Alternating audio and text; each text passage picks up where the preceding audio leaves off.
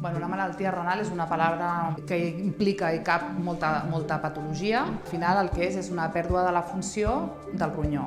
Perquè aquí el més important és saber quina ha causat la patologia que ha causat la malaltia renal. La malaltia renal la pot causar la diabetis, la pot causar algunes patologies vasculars, algunes malalties hereditàries, i tot això fa que la patologia renal no vingui mai sola, sinó que sempre vingui acompanyada d'altres patologies. I és la suma de totes aquestes patologies que fa que la persona estigui en un estat fràgil.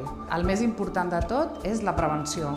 És molt més important poder actuar abans que aquesta patologia vagi a extrems com pot ser la malaltia renal crònica en fases avançades que ja necessitis un tractament com pot ser la hemodiàlisi.